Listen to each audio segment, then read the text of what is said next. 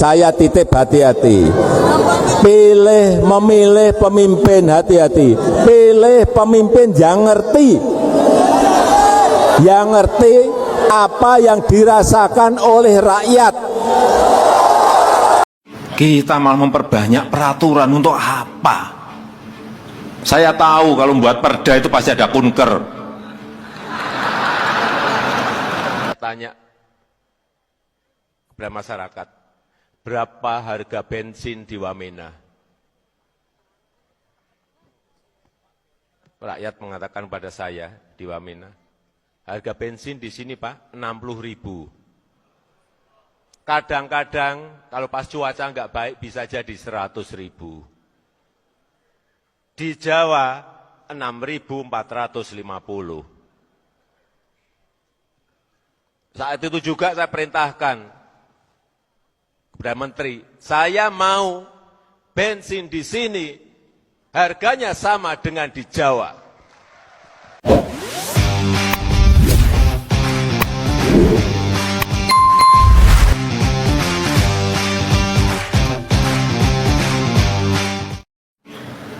Kenapa sih kita tidak mulai yang namanya lelang pengadaan barang dan jasa itu dimulai bulan Januari? Kenapa terus kita menunggu-nunggu sampai September baru lelang? Ada apa ini? Sehingga kualitas barang yang dihasilkan, kualitas produk yang dihasilkan menjadi jelek. Itu pasti pekerjaan yang dilakukan di akhir-akhir. Bulan November masih ada lelang. Bulan November itu masih ada lelang. Coba cek di LKPP. Yang namanya e-procurement. Bukan yang e-purchasing, tapi yang e-tendering. E-tendering yang konstruksi 31 triliun itu masih dimulai. Kita malah memperbanyak peraturan untuk apa? Saya tahu kalau membuat perda itu pasti ada kunker. Ada studi banding. Saya ngerti, tapi stop. Dan di kunker itu ada apanya saya juga ngerti. Di studi banding itu ada apanya saya juga ngerti. Saya ini orang lapangan, ngerti betul kayak gitu-gitu itu. Udahlah, stop. Apalagi perda-perda yang justru meruwetkan dan membebani masyarakat. Stop, udah stop. Negara ini sudah kebanyakan peraturan. Dan negara kita ini bukan negara peraturan. Semua diatur, malah kita kejerat sendiri. Dikit-dikit diatur, dikit diatur. Pada sekarang negara sebesar apapun pengennya fleksibel. Kita malah memperbanyak peraturan untuk apa? Kalau ditanyakan kepada saya, Presiden Jokowi, kenapa kalau mau bangun itu yang cepat sebetulnya, imbal baliknya itu di Jawa. Paling cepat itu. Secara ekonomi cepat masuknya, secara politik juga imbal baliknya di Jawa. Tapi saya katakan tidak. Kenapa dibangun Trans Papua? 3 tahun yang lalu saya ke Wamena. Saya tanya kepada masyarakat, berapa harga bensin di Wamena? Rakyat mengatakan pada saya di Wamena, harga bensin di sini Pak 60.000. Kadang-kadang kalau pas cuaca nggak baik bisa jadi 100.000. Di Jawa 6.450. Saat itu juga saya perintahkan kepada Menteri, saya mau bensin di sini harganya sama dengan di Jawa.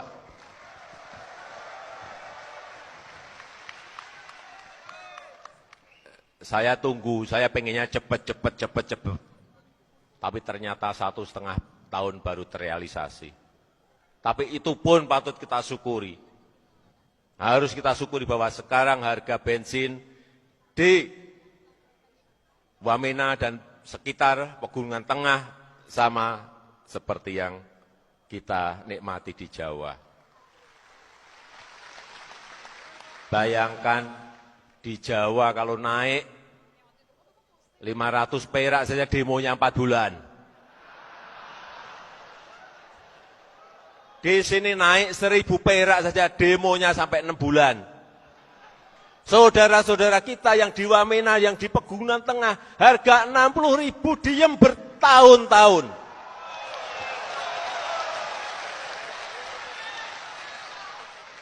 Itulah yang namanya keadilan sosial bagi seluruh rakyat Indonesia.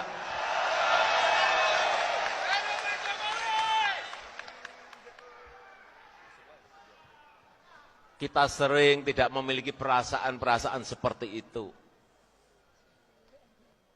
Dulu subsidi BBM lebih dari 300 triliun, harga di sana juga 60.000.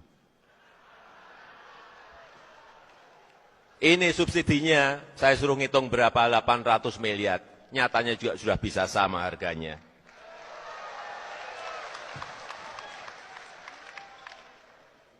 Ada yang bertanya lagi kepada saya, kenapa jalan Trans Papua itu dibangun? Apakah nanti akan memberikan pertumbuhan ekonomi? Ini kayak telur sama ayam. Apakah kita harus menunggu Papua itu tumbuh ekonominya menjadi baik, baru kita bangun jalannya? Apakah seperti itu? Buat saya tidak. Dibangun jalannya dulu. Dan kita harus meyakini bahwa pertumbuhan ekonomi itu akan berjalan. Bisa cepat, bisa tidak cepat. Tapi harus dibangun. Ini sekali lagi juga bukan karena yang lain-lain. Ini adalah pemerataan, ini adalah keadilan sosial bagi seluruh rakyat Indonesia.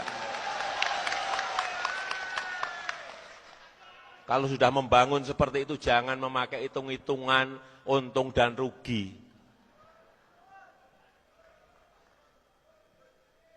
Benar enggak? Saya titip hati-hati. Memilih pemimpin hati-hati. Pilih pemimpin yang ngerti. Yang ngerti apa yang dirasakan oleh rakyat.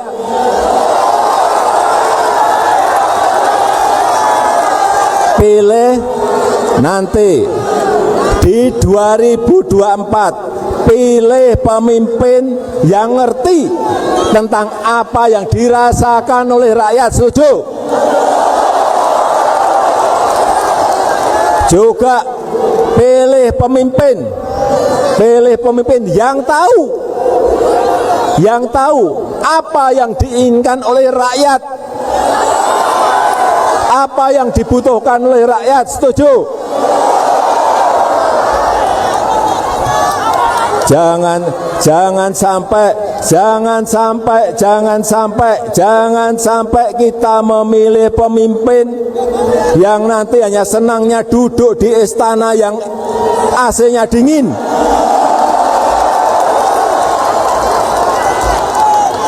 Jangan sampai, saya ulang, jangan sampai kita memilih pemimpin yang senang duduk di istana yang AC-nya sangat dingin.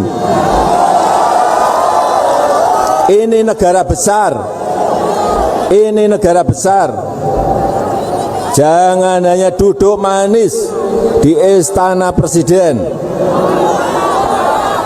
Carilah, saya ingatkan, carilah pemimpin yang senang dan mau turun ke bawah.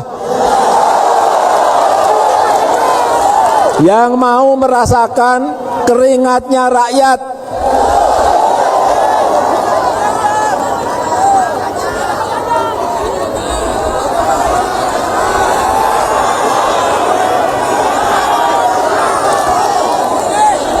Perlu saya sampaikan,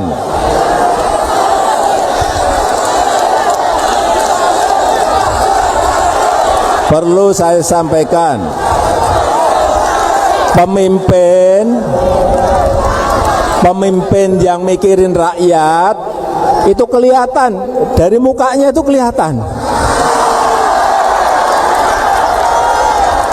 dari penampilannya itu kelihatan. Banyak kerutan di wajahnya. karena mikirin rakyat. Ada juga yang mikirin rakyat sampai rambutnya putih semua, ada.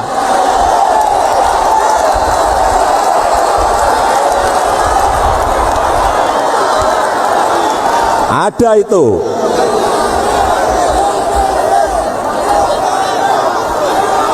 Saya ulang, jadi pemimpin yang mikirin rakyat itu kelihatan dari penampilannya, dari kerutan di wajahnya.